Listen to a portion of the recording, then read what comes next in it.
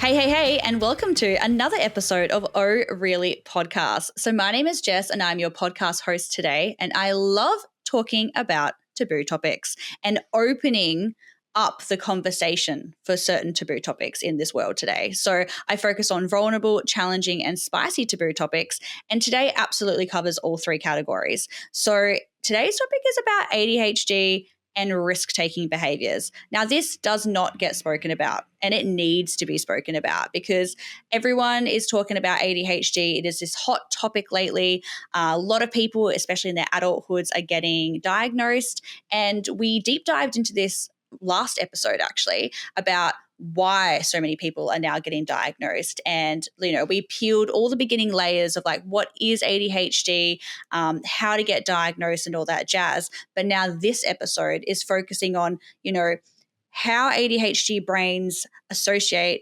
and kind of get more pulled towards those risk-taking behaviors, okay? So I interviewed Dr. Hannah Korrel. She is a complete expert in this field. She is a clinical neuropsychologist, and if you haven't listened to the first episode, I highly recommend exiting out of this one, listening to the ADHD one I did with Dr. Hannah Korrel last week, and then listening to this one because it'll just make so much more sense to transition from that episode to this one.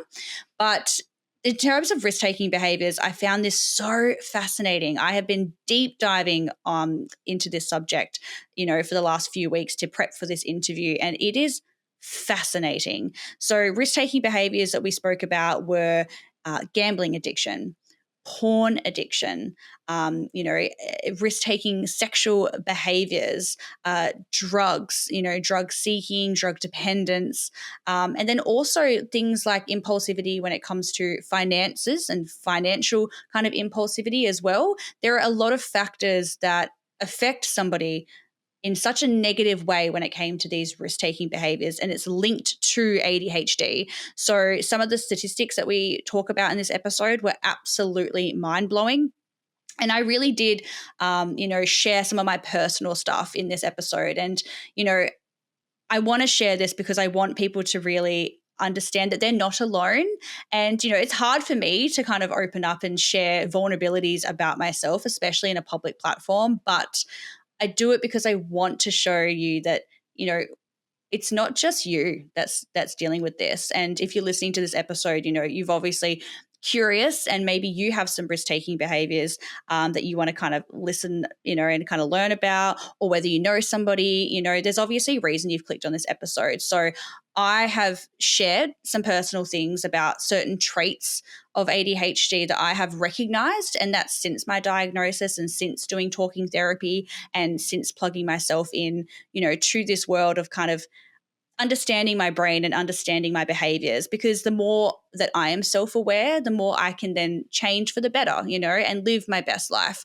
So yeah, I really hope you enjoy this episode. Dr. Hannah Korrel is just absolutely incredible. She is so great to talk to. She really has a way of explaining things that it's just layman's terms, She's such an incredible person in terms of like how knowledgeable she is as a neuropsychologist, but she really brings it down to a level that we can understand, okay? It's not going to be full on in the medical talk world.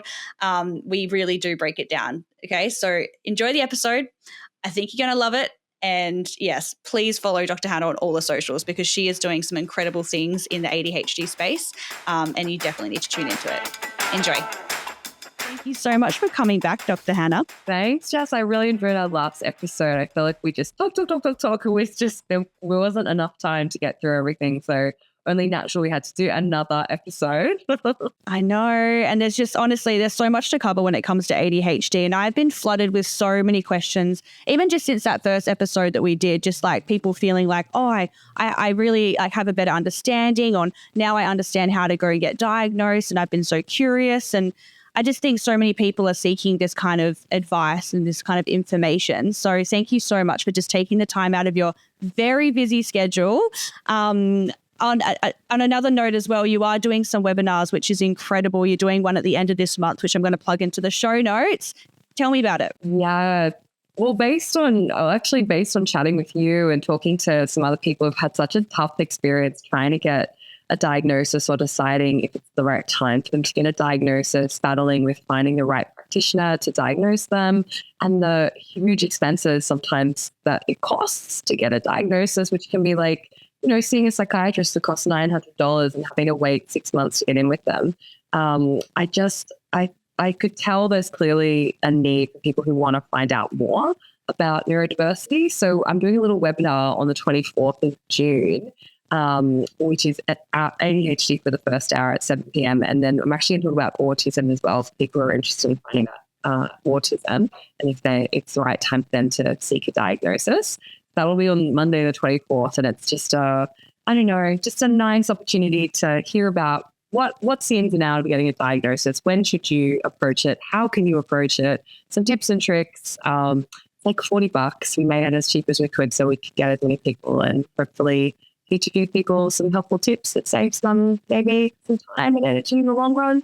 I think $40 is pretty good considering people are literally forking out thousands and thousands and thousands of dollars. I've got some wild stories from friends who have been down that exact path of spending so much money and just like not really getting anywhere and then being like, why didn't you tell me this at the beginning? So that's going to be like incredible. And, if you're listening to this episode and it's past that date, just go onto Dr. Hannah's Instagram, No Bull Psych, which will also be in the show notes as well as her website. And she'll be posting all her events and stuff on there as well. So that's going to be epic. Now, let's get into this episode of ADHD and risk-taking behaviors. Now, on the last episode, you mentioned it, and I didn't even know it was a thing. Like, I'm just like literally, I'm at the beginning surface of understanding. As I mentioned, my psychiatrist didn't explain shit to me. I felt like he has like some weird communication skills himself. He doesn't have any social skills.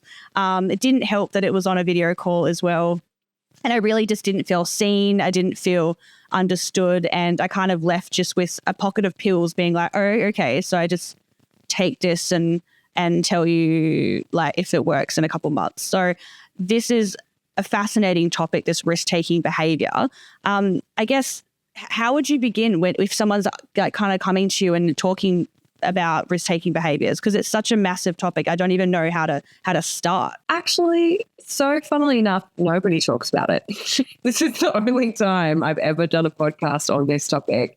When I talk about ADHD in the media, it's usually people asking, what is ADHD? Kind of similar to our first episode, that ins and outs, the general 101 of ADHD. Obviously we really deep dived into that. We talked about differences in male, female presentations. We talked about, the challenges with diagnosis. We talked about all of those things.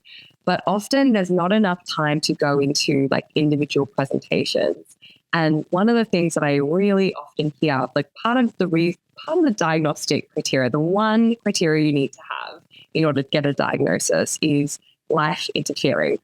This thing is interfering with my life. Like, it's interfering on a daily basis with my ability to function like everybody else my age. And I think, when we think about ADHD, risk-taking behavior and interfering with life is kind of like, of all the symptoms of ADHD, risk-taking behavior is the biggest one to perhaps really cause a big impact or significant impact in a negative way on one's life. So behind closed doors, that's when I talk about it with people. I talk about it with, when I'm interviewing someone, we start from pregnancy, we talk all the way to today, what's been going on in their life. We talk about childhood, we talk about high school, we talk about work, we talk about everything. And it's the risk-taking behaviors that I hear when people really start to, they show that vulnerability. Often they can start breaking a little bit in front of me and get quite tearful when they're discussing the negative impact on their life and the risks that they've taken in their life that have scared them, when they realize, I actually need to do something about this because this has the potential to really affect me, or it already has really badly affected me, whether that's relationship-wise, sex, money, financially, thriving. I mean, we'll get into it in more detail, but it's nice to be able to actually talk about that. I suppose you could call it the darker side or the more shameful side of ADHD, which doesn't have to be shameful. It's just about bringing it into the light and talking about it so people understand they're not alone when they experience these things.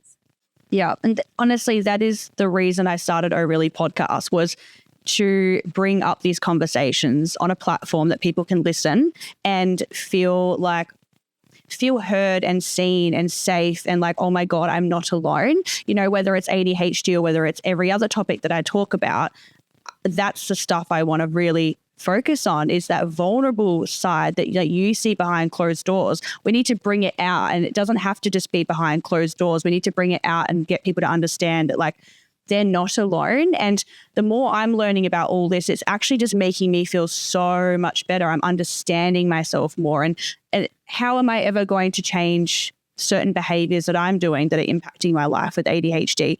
Like, unless I actually know about it, and then I can acknowledge it and then work on it. So I honestly, I'm so shocked that people don't ask this stuff. I think just naturally I love asking these questions. So I'm so glad that we're diving into this. You must have some really, really intense conversations behind closed doors for so many people. Do you feel like between men and women, like, is it very different behaviors between men and women? Or, yeah, they are, aren't they? I had a feeling. Anecdotally, yes. I see, and I think probably research-wise there is patterns in the types of risk-taking behavior that people engage in by gender or by sex. Often one thing is I think people often don't realize that they're engaging, as you said, like if you don't know, you don't know, but people don't realize what is risk-taking behavior, and they don't realize until I've asked them, you know, about certain things and the impact on their life, then they go, oh, yeah, hang on a second. So, you know, like it's probably useful to start with, like, what do I mean when I say risk-taking behavior? Like you can have a guess. It's kind of intuitive, but it basically means in real life, it's defined as engaging in behavior that's associated with some kind of probability of an undesirable result.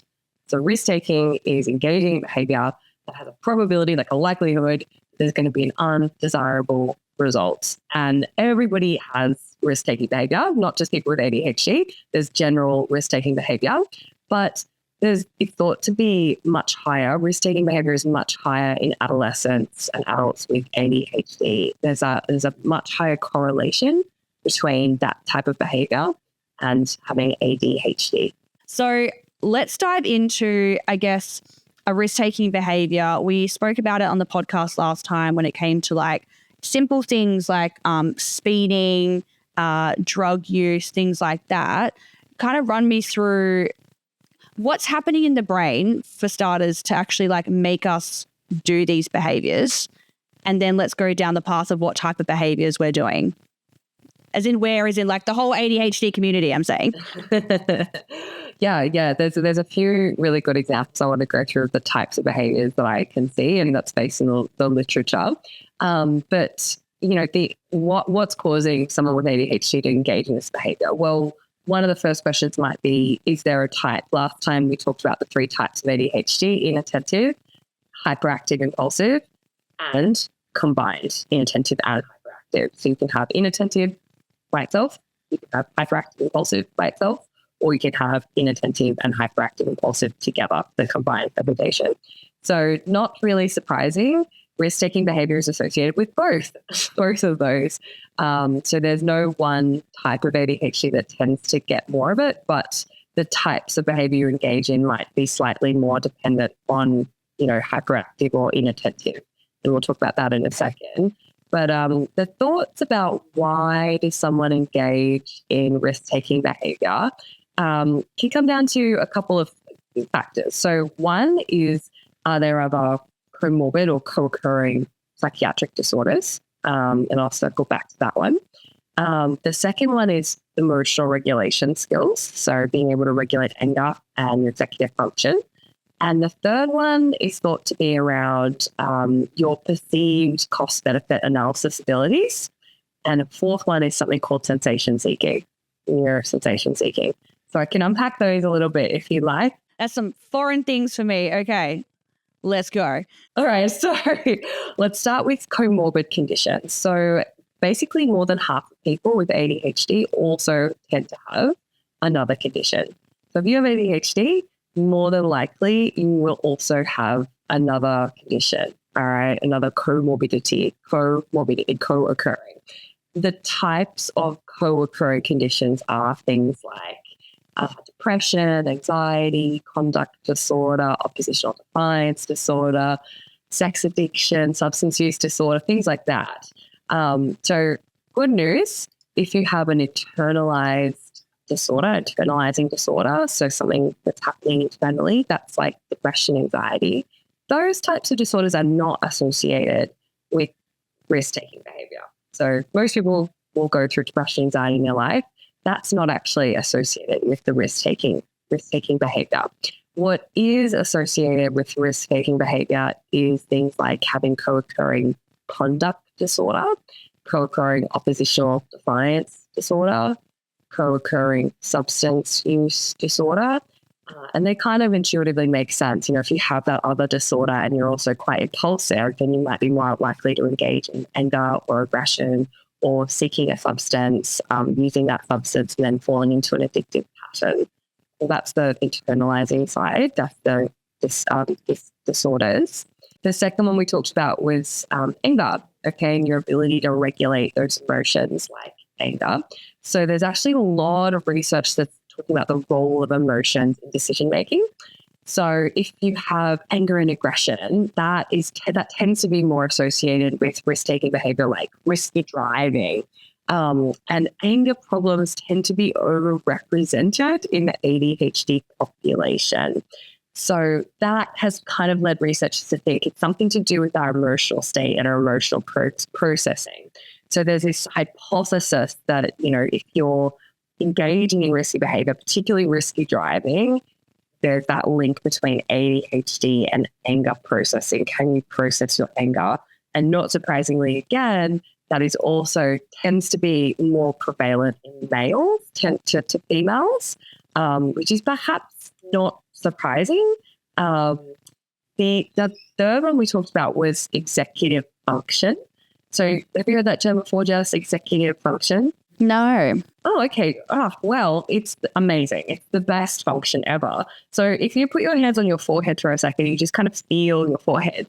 You might feel like there's a little lump between, so you've got kind of like two lumps on either side and there's a little divot in the middle. If you can, eagle-eyed people will feel that lump, like put your hand right on your forehead.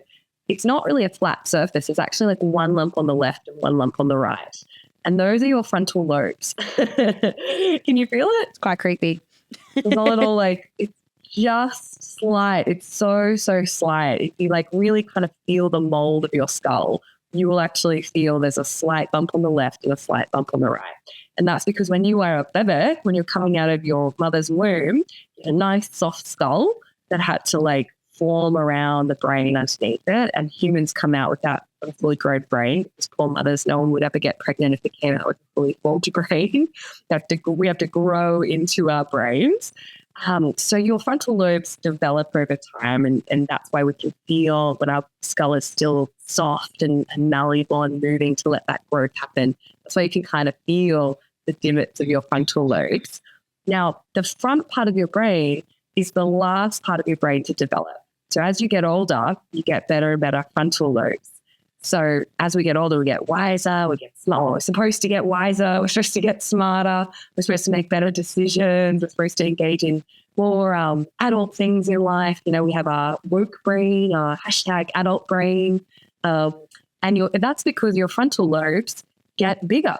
And your ability to think of goal-directed behavior, to have delayed gratification, to have impulse control, to study really, really hard and become an expert nurse in your field and work really, really hard and have an amazing podcast because you didn't keep going out partying and playing. You actually had discipline and you had to force yourself to do some goals and achieve your goals through hard work.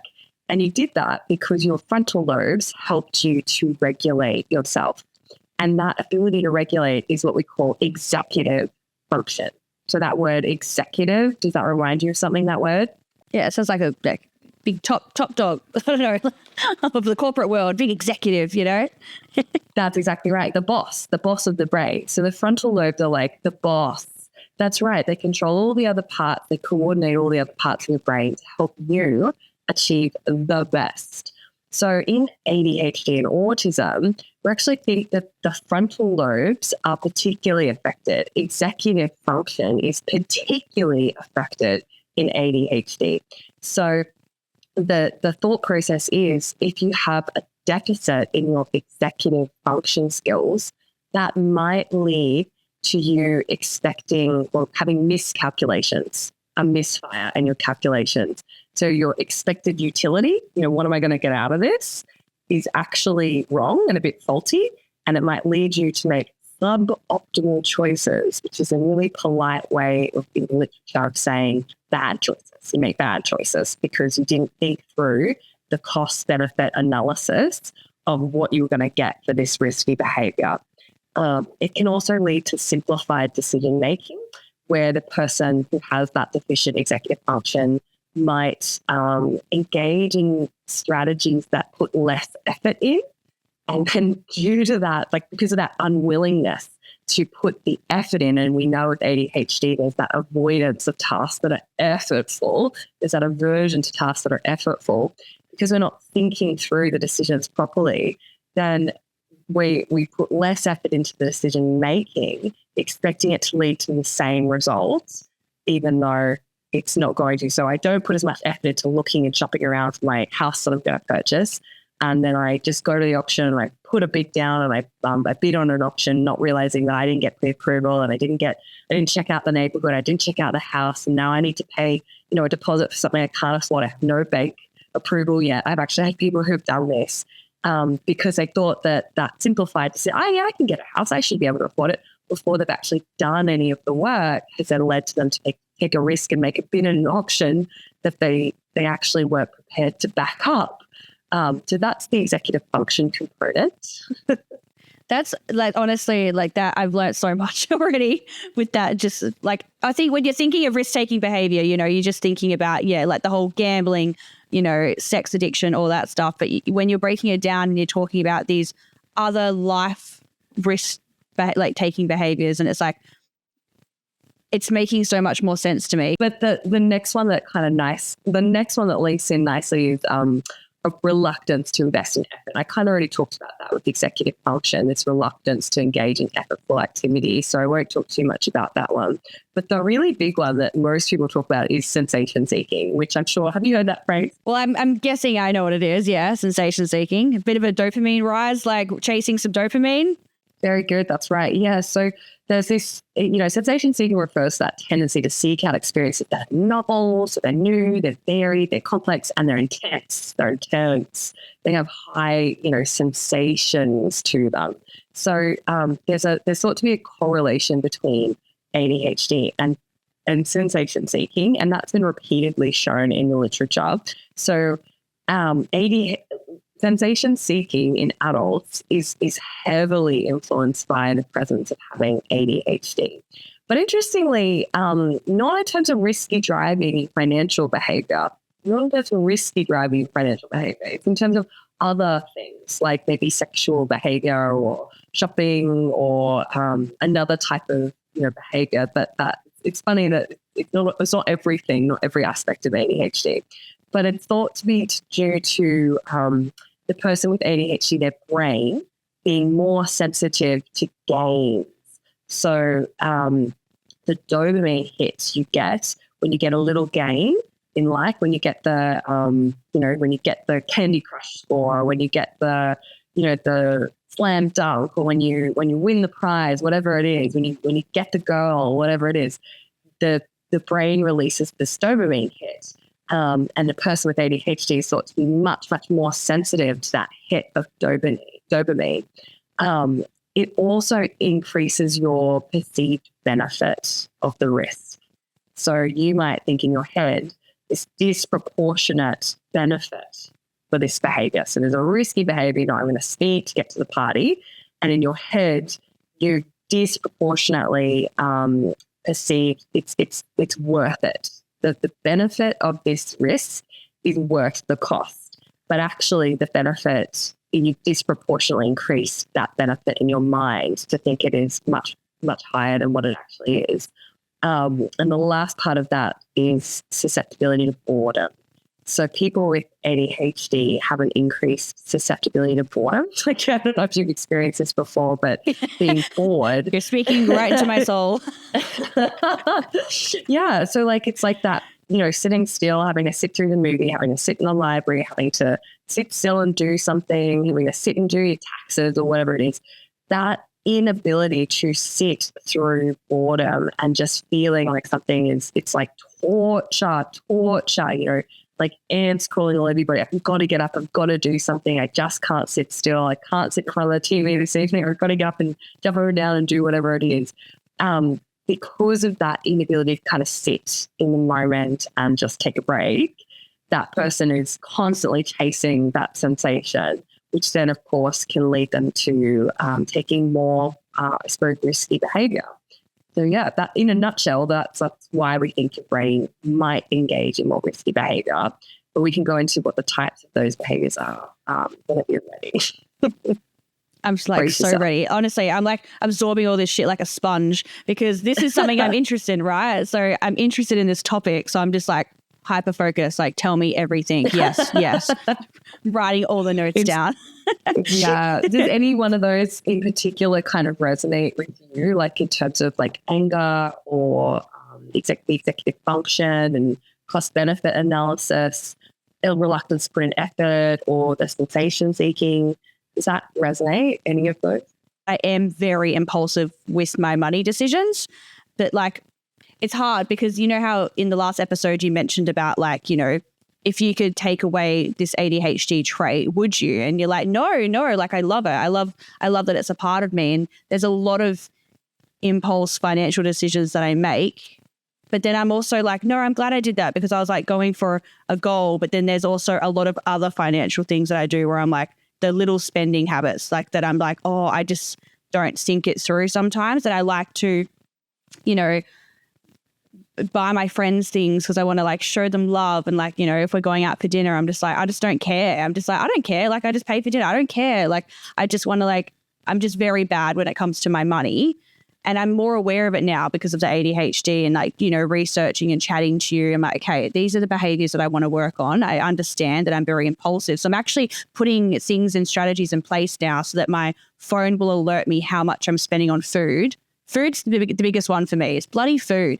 And then it'll alert me with how much I'm spending. And I'm just trying to like actually have a budget. Like I actually don't and have never had a budget before. So I'm actually trying to give myself a budget and like just put strategies in place now. It's not perfect. I'm at the beginning layer. I've got no idea if it's going to work, but I'm more aware of it now. And I think self-awareness is huge. And the sensation seeking is definitely me. Like people who will describe me that know me very well will be like, I don't sit in one spot for very long. I've traveled all across Australia. I get very bored. And it's not like a bad boredom, but I'm just like craving that next adventure. I'm like, yeah, I want to go. Yeah, that next hit. And, for me to even base myself here in Brisbane is like a massive deal for me because I'm like, I joke and say, oh, it's just because I'm a commitment phobe, but it's just because like I'm just jumping around all the time. But I'm still like making sure to have those little dopamine hits. I'm very restless, but I try to stay here in Brisbane, but then I still go and do my like nursing contracts. And then I go on a little holiday and then I'll go on these little trips and I'm trying to keep it balanced, but I'm definitely so much more aware of that type of behavior that I'm like, okay, I understand why I'm doing that. I'm chasing a hit. Well, the susceptibility to boredom. It's not just the hit, it's the avoidance of the boredom, of the monotony of the same thing too many days in a row. And then we quickly book a flight somewhere. Looking at a routine, like looking at somebody doing a Monday to Friday, just doing the same thing every single day, I view that as like my personal hell. Like I'm like, I would hate to know, like to be at the same place and go to the same like office and then come home and do the same gym routine, have the same thing for dinner. And I know some people love that structure, but to me, that is like my worst fear. I'm like, I can't think of anything worse than having that type of structure because I just like to like do whatever I like and I'm all over the place. Chasing hits. And it's funny, your one person's hell is another person's heaven because on the other hand, you have other neurodiversities where having that consistency is heaven to them, like in autism. But it's so interesting you mentioned the food-related behavior and too much spending on food-related stuff. And we can go into the details of each of those risk-taking behaviors, and I'm sure you're going to ask me about some. But food-related risk-taking behavior is actually a risk. That is one of the risk-taking behaviors seen in ADHD.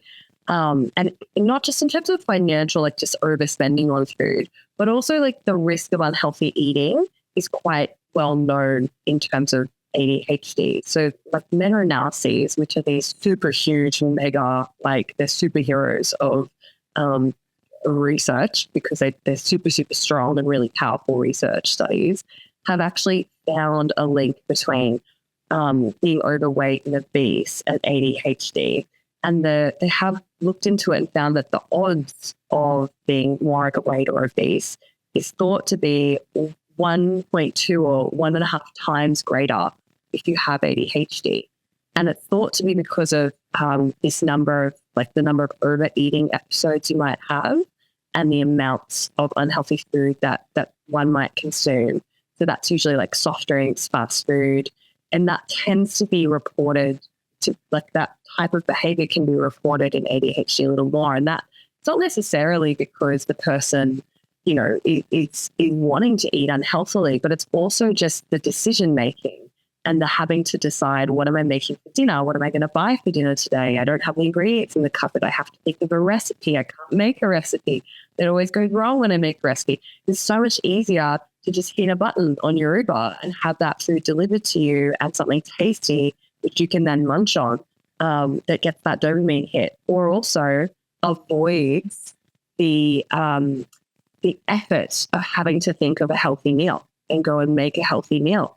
So that's associated with that risk-taking behavior because of the undesirable consequences it can have on our health. The other part of, you know, food that I'll mention as well is the sensation seeking of the oral fixation. And I don't know about you, Jess, but like you might have like that, like a skimming. Like a lot of people with ADHD might like they run their hands through their hair constantly, or they're fiddling with something constantly, they're fidgeting constantly, and it's this need to always be doing something with my hands or my body or my mouth. So, you know, I've always got to have a water bottle that I'm sucking on, or I always have my nuts or my little bowl of food that I'm always munching on when I'm working, or it's, you know, vaping in particular is quite bad because it's not necessarily that people want to smoke or that they want to develop a nicotine addiction, but the repetitive stimulation of the putting the vape on the lips, sucking in, inhaling, blowing out like a plume of smoke, that actual process and the ritual of doing it can be quite addictive to somebody who's, you know, sensation seeking, which then leads to the nicotine addiction in high use vape users. And that then, of course, we know the poor outcomes of that are people who develop really, really chronic and awful lung conditions as a consequence. So trying to replace that sensation-seeking behavior with something that's a little bit more healthy, like a fidget spinner, is really going to save your lungs and your budget and your health. Yeah, I think that's why it's so important to, I guess, go down the path of like not only getting the diagnosis, but doing like speaking to you, for example, and learning other ways to handle it and like what to replace it with, for example. Because like even the fidget, how do you say it again? The fidget thingy. Like a fidget spinner? Yeah, fidget spinner. I've seen them before, but then I was like, I don't even know, like, why do people use those? I didn't even think it could be helpful for someone with ADHD. Like even just those types of little gold nuggets that you're giving and just like ways to kind of, yeah, I guess distract yourself. Because even the food thing that you were just talking about then, like I'm so fixated on food. Like I could have so much healthy, delicious food in the fridge, but I'm like, no, I really want that truffle mushroom pizza from down the road. It is just all I want. It's just the yummiest thing in the world. And I always have lots of variety when it comes to my food. Like I love my plate to have lots of different things on it. Like I could just eat like little grazing board like every day. Like I just love variety and I love treating myself. And I'm always like, I want to go and get a treat sandwich and I want to get a treat this. And I mean, I just I hate that I'm so fixated on food, but I just call myself a foodie. I'm like, oh no, I'm just a foodie. I just really like food. But I've understood that it's like particular behaviors that I'm doing. And I'm like, why do I keep doing this? Like, I can't stop. And then I get so fixated. Yeah. And then I want to like, and I've got like a Thermomix now because like I like cooking, and I'm like, I am going to make homemade like a naan bread, and I'm going to make this curry. I'm going to buy all the ingredients for it. And then I've just like, you know, spent like $60 at Woolies for this meal. And then I have it like once or twice, and I've got all these leftovers, and I'm like, I don't want it anymore. Like, I've already had it twice. I don't want to keep eating it. And then I do a new meal, and that's just what I do. And I'm so aware of it now. But I wish that, when I guess I got diagnosis, you know, I wish that he plugged me into something else instead of just handing me some pills. Like, you know, go do some talk therapy, go talk to someone about like ways to manage, because that can be so beneficial with changing your life. And that's definitely the path that I'm going down now. Like this year is me focusing and figuring out like, how can I change these behaviors? And I'm writing them down as I do them. I'm like, okay, I didn't realize this was a behavior that I'm doing that I can work on. And I'm trying to like Google and find out ways, how can I fix this behavior? Like the spending habit that I was talking to you about. Like I was like, you know, I've got a Commonwealth bank account for my business, and then I have ING, but like Commonwealth has like alerts on how much you're spending, and you can have targets and stuff like that, and it will pop up on your phone. And I'm like, that would be so beneficial for me, because then I can actually see in a month how much I'm spending on food, and it's gonna shock me. And I'm gonna be like, holy crap, I've spent like $800 on food this month or something ridiculous, when I don't need to be spending that much on food. So I'm just finding ways to like help these behaviors, because I didn't realize they were risk-taking behaviors until you opened my brain. Well, you're trying to teach your frontal lobes how to parentify themselves, how to be the parent and make the, you know, goal-directed behavior. And we can talk about the parent models in a minute. But you know, I feel like it's like I'll give you a little tip on like I call it like the 2-2-2 model. So if you want to make a decision that takes 2 seconds, I'm going to buy a Thermomix, and you made that decision in 2 seconds, you need to pause and take 2 minutes. And you go, oh, I really want to buy a Thermomix, and you feel the intensity of, I want to buy this thing. Then you have to force yourself to wait 2 hours. Do you still really want to buy a Thermomix? If you still really want to buy a Thermomix, then you have to wait 20 hours. Then you get to the next day, and is it still a good idea the next day? Okay, slowing down your brain before you make that impulsive decision. So if you want to make it in 2 seconds, you have to wait 2 minutes. Get to 2 minutes, now you have to wait 2 hours. Get to 2 hours, now you have to wait 20 hours. Okay, anything that you can make in 2 seconds, you have to draw it out a little longer. So 2-2-2. Just keep it in the back of your head. But I think that's very good. Just for you, Jess, I just made it up right now. So look, I think it's worth talking about, you know, some of those bigger stuff, like the sex stuff, the gambling stuff, the financial stuff. You've touched on the financial stuff already. It is an understudied area of the research. But in college students, for example, we have found that people with ADHD tend to engage in more compulsive buying. So that might be the shopping online. That might be, you know, the credit card misuse is often a factor. People who've got themselves in quite significant debt and then have had to take many, many years to work out of that debt because of the astronomically high interest rates.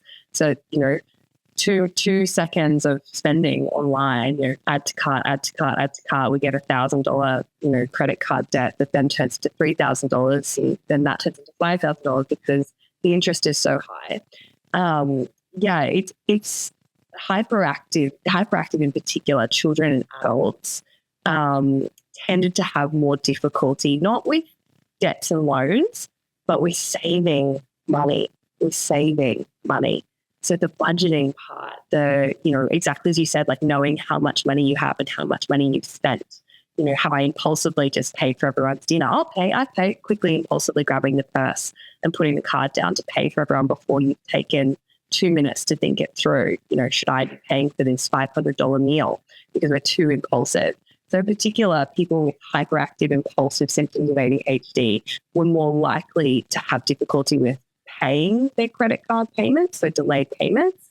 having a credit card balance at all, and in having more debt, but also engaging in difficulty with saving money. So it's really interesting to hear you mention that the budget is so hard. It's such a hard thing to be bothered with. Yeah, no, that's what I'm working on right now. I'm working on my spending habits. That one's more with men and women. So I tend to see more women with online shopping, but I do see men and women with, financial issues and issues, difficulties with saving their money and paying bills, even though they have the money, but just not actually paying the bill because it's too much mental effort to pay the bill and then getting into trouble and arrears because of that.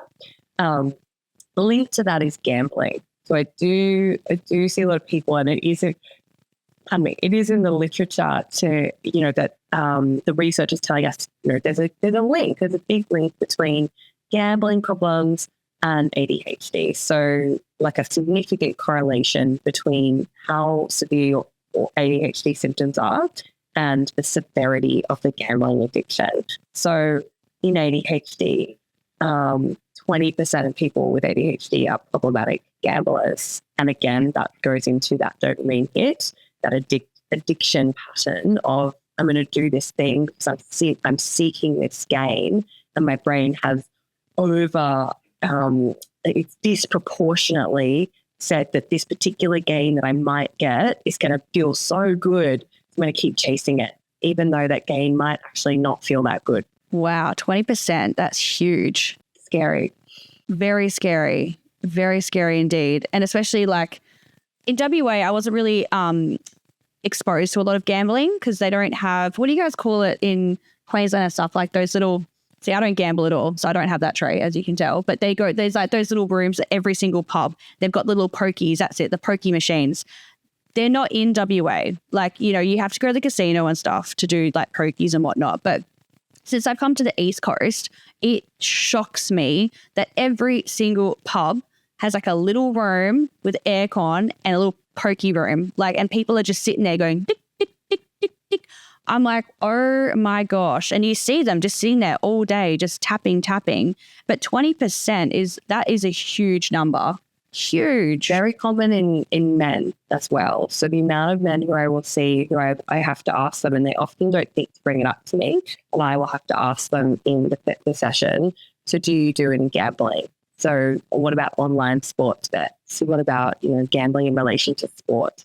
So often it's the bets that are placed on the first goal, who's going to kick first, who's going to, which team is, like mini bets within bets as well. And these like hedging of bets where they do like, there's these new things where you can make a tried bet where there's, 2 or 3 different bets, and if 2 of your bets are right out of 3, you get another goal. So there's all these intricate layers of making a sporting match even more sensational and even more dopamine hit because somebody's, the first kick, the first goal. We're almost training our brain to be so easily bored.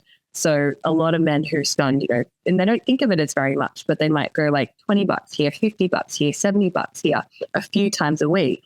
When we calculate that can be up to $300 a week, and over 52 weeks, that's thousands and thousands of dollars. So they almost don't realize how severe that little addiction, that itch to kind of I just need to make this more interesting because it's too boring otherwise. I can't just sit and watch a game of footy with my friends. I'm going to make it more interesting. And so that in particular, I see that with males. I think, the sensation stuff is kind of nicely leading into sex. And I think that's probably a big one for us to talk about. Huge one, yeah. Talk about sex. Yeah, let's do it. Let's talk about sex, baby.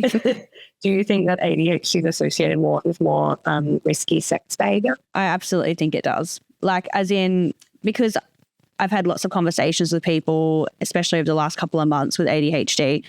They have all opened up to me about like, I didn't realize, but like, I've had years and years of like unprotected sex and, just taking like, and just having lots of impulse sex and not really thinking it through and multiple partners and then also cheating. So I was going to ask you about that, about like links to like cheating, promiscuous behavior. Dive into it, Dr. Han, let's go. Yeah. Well, look, it's often not discussed because it's that shame around a behavior that, you're sitting with the psychologist or you're sitting with the psychiatrist and you don't really want to talk about it because it's embarrassing. But it might be the thing that they need to hear in order to understand that this is actually significant enough that's interfering with my life in a very serious way. Every week I'm hooking up with someone who I don't know and not having protected sex. That's really risky. That's really risky behavior. And it's not about slut shaming. It's not about saying that that's not okay. You do you. I'll never yuck your yum. But it's about protecting you. Whose home are you going into? Who are you inviting into your home? Do you feel better after you have that sexual encounter, or do you feel empty and worse? Is the gain that you perceived that you were going to get actually paying off? Or in so many cases, you're lying there and it's actually not as good as you thought it was going to be, and it's not hitting the place that you thought it was going to hit in terms of giving you the gratification you thought you were going to get out of it. And you often then feel a bit dirty or gross having to, get yourself home afterwards or regretting something because you had drunk a bit too much in the moment. That's that, again, that disproportionate. I put the gain, the sensation I was going to feel, I made it, put on such a pedestal. It's going to feel so good. But then what it actually was, realistically, was not that good. And if I was more realistic about what it was going to feel like, the first time we have sex with anyone new, it's a little bit of a, what should we say, Jazz? The first time you have sex with someone is not always not magical. Yeah, it's definitely doesn't rock your world usually. Yes, practice. So if you're constantly having one night stand with someone, the quality of the sex is not going to be as amazing as somebody who you built a connection with. And again, of course, that's not to say you have to be in a relationship, but it's just about protecting yourself. So you're absolutely right. Studies have shown, and these are like studies of children and adults, that in ADHD, and I have people with hyperactivity in particular, that children tended to have earlier sexual experiences. So they would start to have sex earlier in life. ADHD is associated with a higher number of sexual partners, as you said, like having more sexual partners. It's also associated with having sex outside of the relationship. So you're in a relationship, but you engage in sex outside of that relationship. It's also associated with greater chance and increased rates of STD, sexually transmitted diseases. And then, of course, by default, it's associated with pregnancies and teenage parenthood. Okay, so the rates of risk-taking behavior with sex and ADHD in particular is huge. And I will speak to young women in particular. I think women are better at opening up about this. Men not so much in the behind closed doors with me. But women will talk about the regret they felt because they didn't really want to be with that person or didn't really want to engage with that behavior. But they just kind of find themselves almost mindlessly going through this motion every Friday or Saturday night. They get dressed up, they have a few drinks, they meet a guy, they hook up, and the next day they regret it. But then for some reason Friday rolls around again and they just, the impulse to have a drink, the alcohol, of course, affects the frontal lobes and our executive function for decision making. Again, coupled with the ADHD, the impulsivity, we're even more likely to make a bad decision, and they make that same pattern of behavior again and again and again. And they just need something to slow them down. This 2-second decision, I need to take 2 minutes. Do I still feel like it in 2 hours? Do I still feel like it in 20 hours? Slow down your brain. You need to slow it down. That's absolutely a big factor in ADHD. Dr. Hannah, I'd love for you to discuss, I guess, with the risk-taking behavior and in terms of like the sexual side, porn addiction, because I've actually done an episode on porn addiction throughout O'Reilly podcast of somebody who has suffered from porn addiction. Didn't talk about ADHD links or anything like that, but I think that is a very interesting topic in itself. Is there a link between ADHD and porn addiction? Yeah, there is actually thought to be a link between, or recent findings have found that the growing consumption of internet pornography mainly affects male ADHD populations, and it's closely related to compulsive sexual behavior and hypersexuality.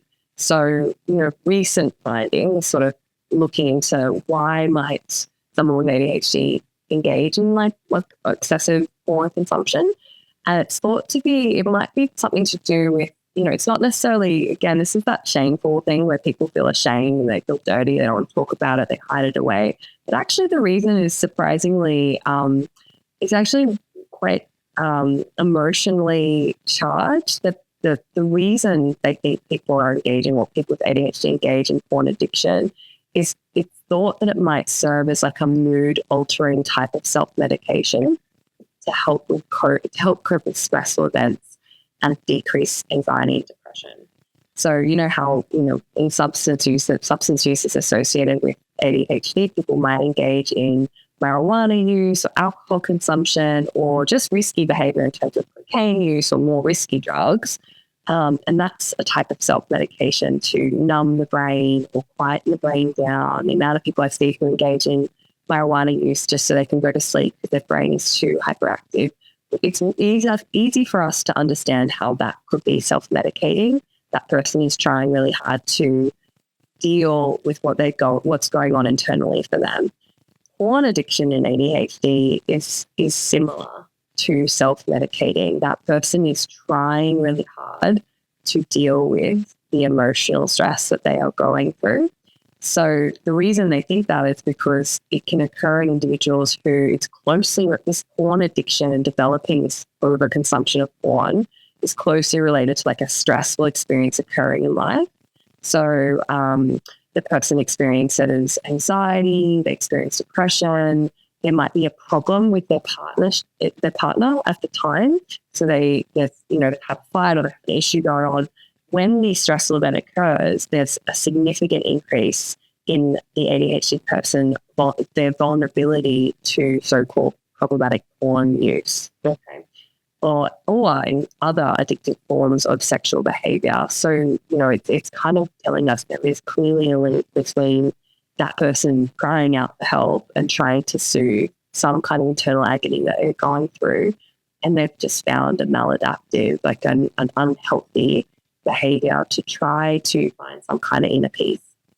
Big, heavy topic, especially like when I dived into the porn addiction kind of topic when I did that episode, I didn't realize how big of an issue this was worldwide, and that kids, as I mentioned before, like as young as 10 accessing porn because it's like so accessible, right? It's just on the phone, it's on this and stuff like that.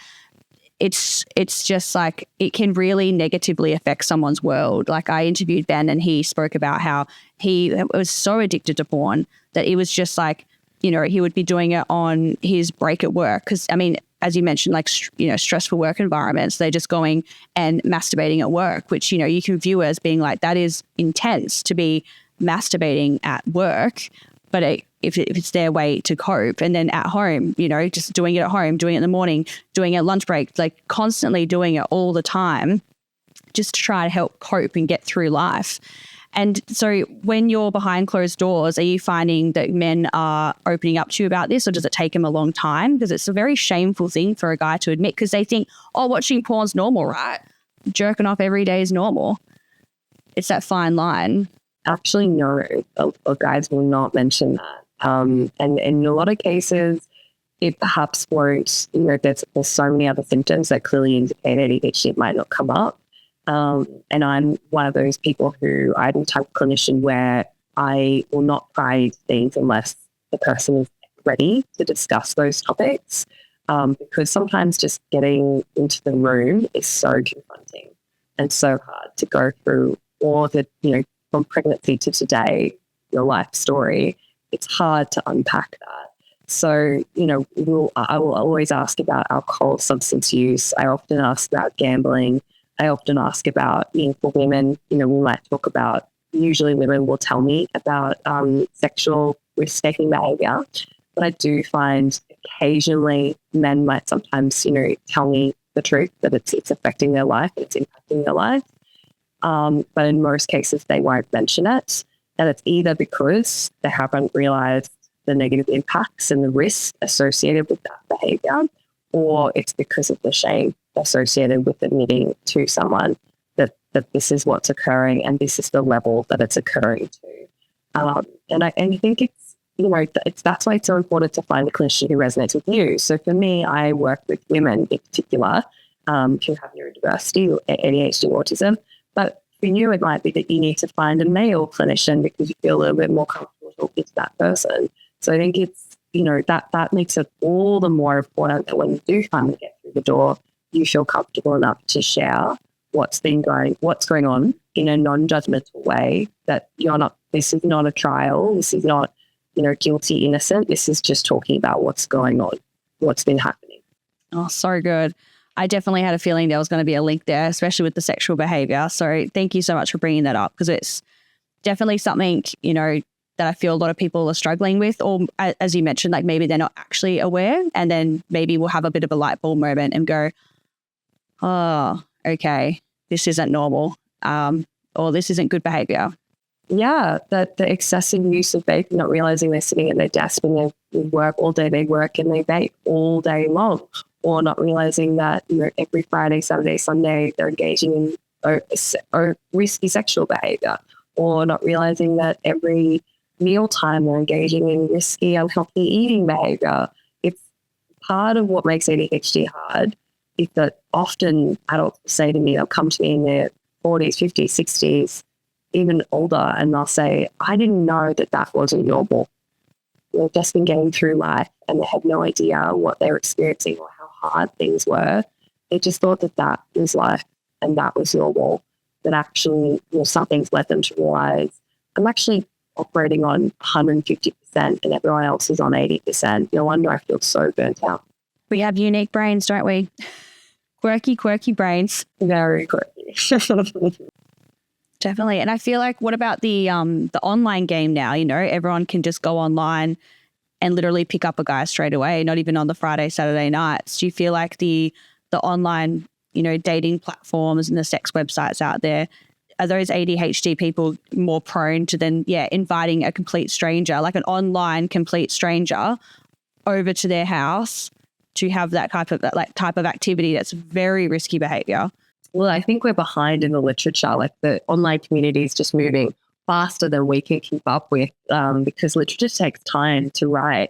So a lot of this stuff is new and people are engaging in new ways of dating that we haven't had time to kind of thoroughly analyze. So yeah, it's a little bit like Uber Eats, but it's Uber sex, right? You just click a button and somebody's come over and you told them your name, you told them your address, and you invited them inside your home and your body. Those things are risky, and unfortunately, like, I'm the strongest feminist ever, but there is a difference between a woman inviting a man over and a man inviting a woman over. The risk of you not wanting to do something and having that thing forced on you is really high. So sexual assaults to women who have ADHD is also an increased risk factor, because of getting oneself in a situation where there might be people who do things to you that you don't want to happen, and then they don't respect your choices when you say no. Two other reasons why they think, people with ADHD might engage in risk-taking behavior. It's not just the frontal lobes, it's also upbringing as well. And this sounds like a good time to talk about that. It's peers and parents. So adolescents with risk-taking behavior, it's often to do with the peers who approve of that risk-taking behavior. So kids with ADHD, the teens with ADHD, tend to encounter lower peer acceptance. So their friends are less accepting, or their peers at high school are less accepting of them, and they often have higher rates of rejection, or peer rejection. So, how many people have you spoken to who have a bad time in high school? And then those types of experiences result in a young person who then, goes and socializes with a more deviant group, the other outcasts, people who are a little bit more deviant. So adolescents who have ADHD are more likely to, engage in friendships with people who are using substances, or friendship groups that might engage in more risky behaviors. And it's thought that child has a greater vulnerability to peer pressure. So they're more likely to be pressured by their peers to engage in risky behavior. So, like, for example, just, peers who were rejected, children who were rejected by their fellow peers when they had ADHD predicted a greater likelihood of cigarette smoking 6 years later. 6 years later, the effect of being rejected by their peers still impacted them 6 years later, it's huge. Is there statistics that show people in prison with ADHD, or is that just, it would be such a hard game to, I guess, do the diagnostic? No, there is a massive correlation. Yeah. There is. Oh, let's get into it. I've done 6 months of corrections, and that was a fascinating style of nursing, 6 months of corrections. And I definitely saw a lot of trends and a lot of the same, presentations. But I would love to just dive into a bit about, prisons and people with ADHD. Yeah, well, aggression, delinquency, aggressive behavior, criminal behavior, obviously that meets the criteria for just risk-taking behavior in general, but it also is associated with ADHD. So anything that kind of leads to damage of the self and others is that kind of aggressive behavior. And as I mentioned before, ADHD is associated with conduct disorder. So we know that there's tends to be more aggressive behaviors in adolescents with ADHD, and there's a greater likelihood of criminal and delinquent behavior in ADHD as well. Some meta-analyses have found that your children with ADHD are 5 times more likely to be in the prison population.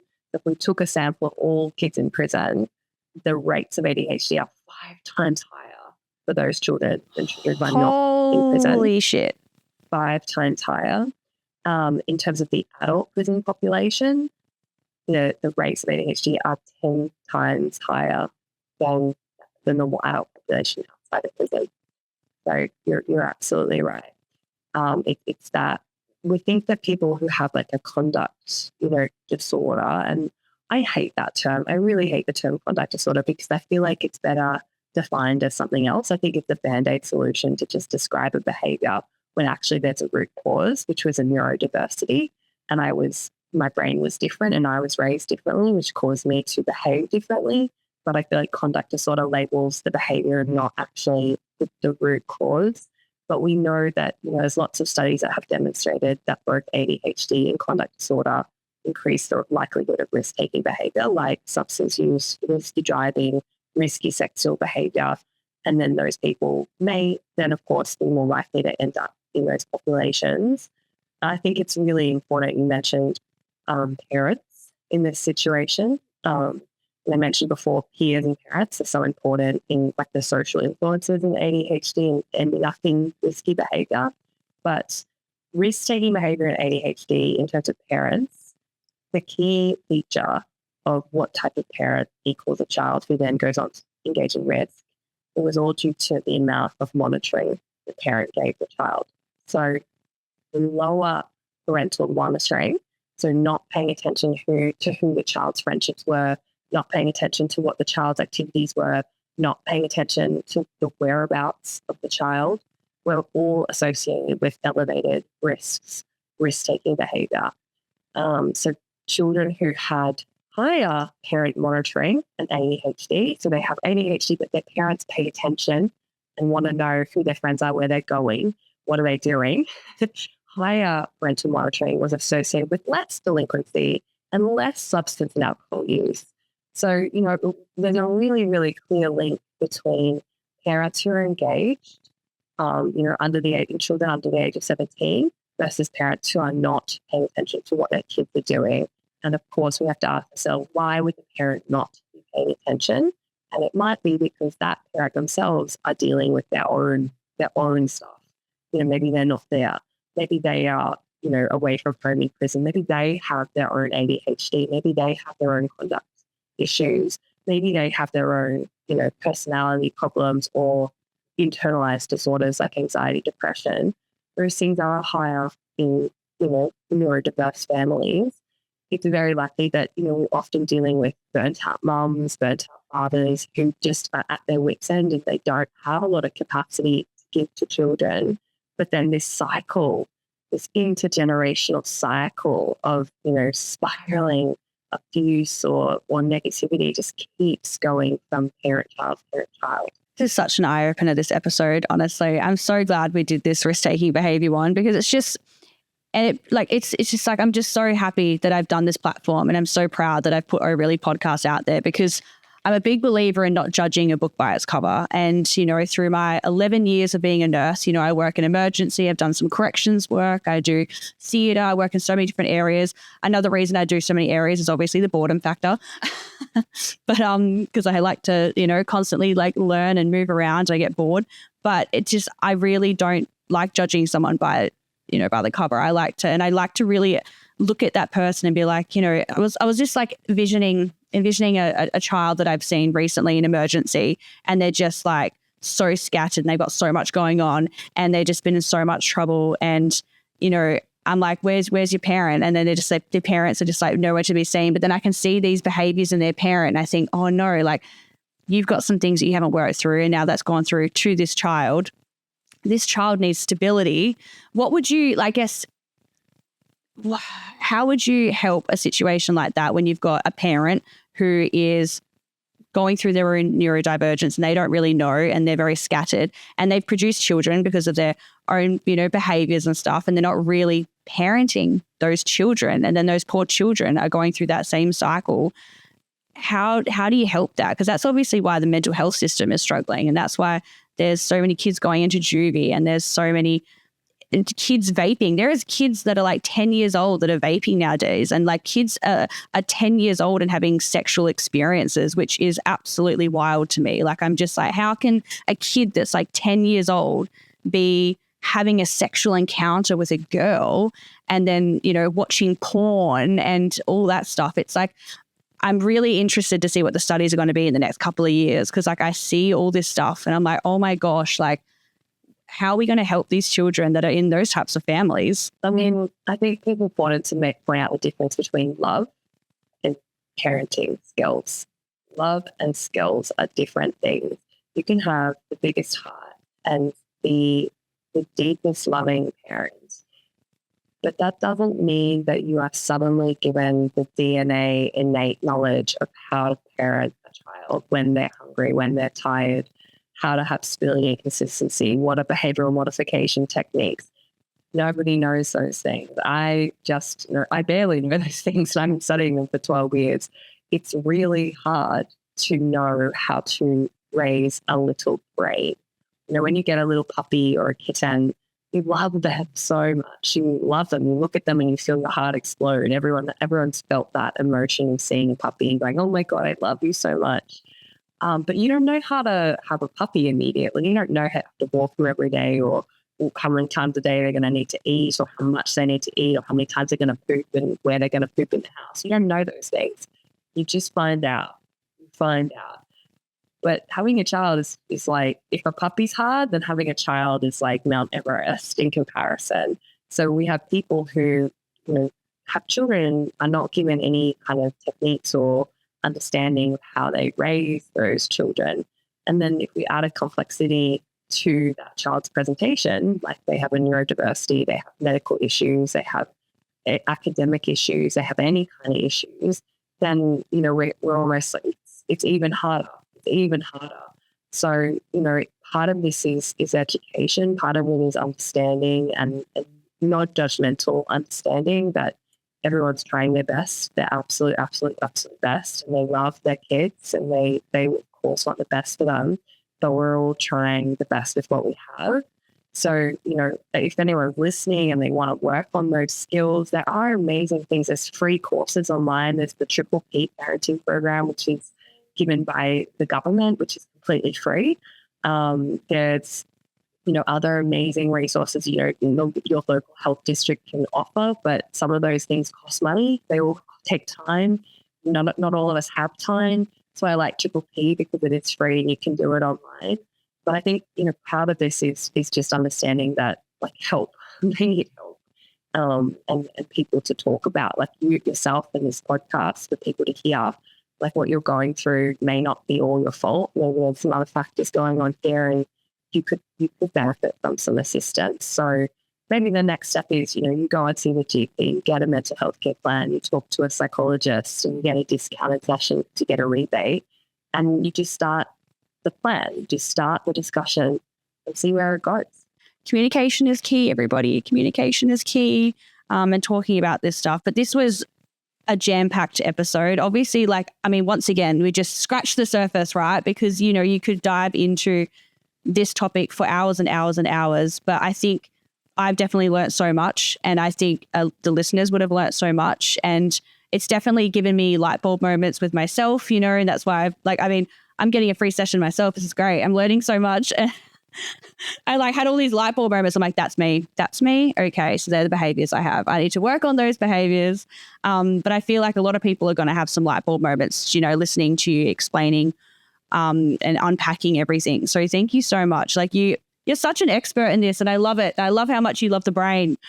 Oh, my pleasure. My pleasure. And, if guides you're interested in learning more, I can link a really great study, a recent meta-analysis that summarizes a lot of the things we've talked about today. So I'll give that to Jess for the show notes as well. Yes, I'll put it all in the show notes, and definitely going to tune into the webinar. I'm going to plug it in. I'm going to let everyone know about it because, people need to talk about this stuff. And I know that we're just talking about the ADHD basics in your webinar, but at least if they want to talk about those other taboo risk-taking behaviors, the more shameful things behind closed doors, then they can listen to this episode and kind of learn more. Honestly, thank you so much once again, Dr. Han, for giving me your time. You're so busy. You're always giving so much of your time, and I so appreciate it. My pleasure.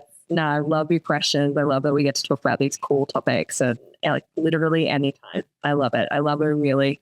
I love Jess. You guys are the best. All right, everybody, make sure to give us a 5-star review. Make sure to follow Dr. Hannah on every social network you can find her on. Trust me, I have.